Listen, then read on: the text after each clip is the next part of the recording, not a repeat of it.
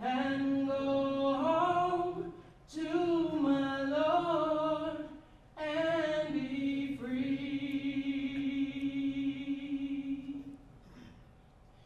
They'll be singing, they'll be singing, they'll be singing over me.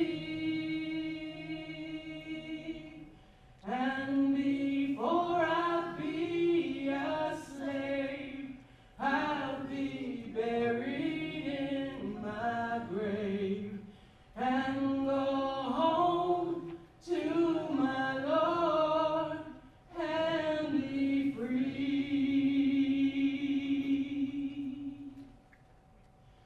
Oh, freedom. Oh, freedom. Oh, freedom over me. And before I'll be a slave, I'll be buried in my grave and go home to my Lord and be free. Thank you very much.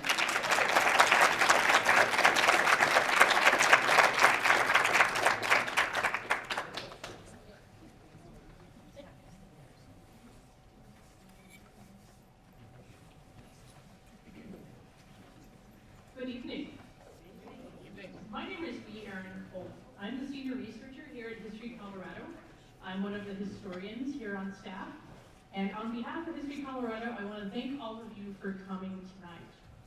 This is the third in a series of conversations about the legacy of the year 1963 and the Southern Freedom Movement, sometimes known as the Civil Rights Movement, on Colorado and elsewhere in the United States. So History Colorado is extremely proud to be the venue for these conversations because it's through discussions like this where different groups of people come together to discuss the legacy of the past, the problems of the present, and our hopes for the future that change can be made. One of our goals as an institution is to be a forum for these types of discussions, to be a place where people can start to envision the future that we want to see. This series, which Donnie has wonderfully put together for us, is an important part of that goal. We're not the only organization, though, that's hoping to bring you this series. So I, on behalf of History Colorado, would like to thank the following organizations for their support.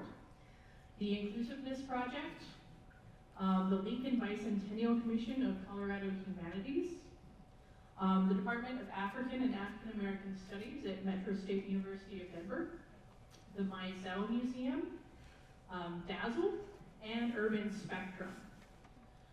So tonight's conversation brings together two topics: nonviolent activism and the influence of the Southern Freedom Movement on other civil rights and liberation movements of the past few decades. It's really appropriate that we're having this discussion about activism and social justice today. It's Cesar Chavez Day.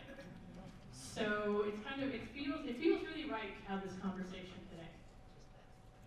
So sometimes being here in Colorado, it's easy to think that progress or activism happens elsewhere. That being here in the middle of the country, we're on the periphery of American history and not really part of the action. But over the last 150 years, Coloradans have peacefully and often effectively agitated for needed change. So what makes someone stand up and decide that they're going to fight for a better future? The answers are as varied as the people involved and the causes they hold dear. I mean, if I want to talk about activism in Colorado over the last 150 years, I could be here for several hours, and you're not really here to see that. So I'm just going to talk about a few kind of highlights. So for women fighting for the right to vote in 1893, and then almost a century later, advocating for the state of Colorado to ban discrimination based on gender in 1970, these women were fighting to change a culture and a legal system that saw them as weaker and less than equal based on their gender. For parents and students protesting racial segregation and discrimination in the Denver public schools and in a lot of other school systems around Colorado, it was both to secure a better future for their children and to ensure that our city, state, and nation lived up to their promise of equality. For environmentalists, protesting the 1976 Winter Olympics in Denver, the construction of interstate highways, or the expansion of ski resorts, it was to protect their state from the threat that pollution and increased populations pose to wildlife and fish and other natural features.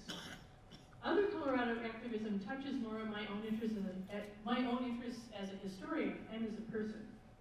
In 1971, gay activists in Colorado successfully lobbied the state legislature to get rid of its sodomy laws, making Colorado the first state in the West to decriminalize same-sex sexuality.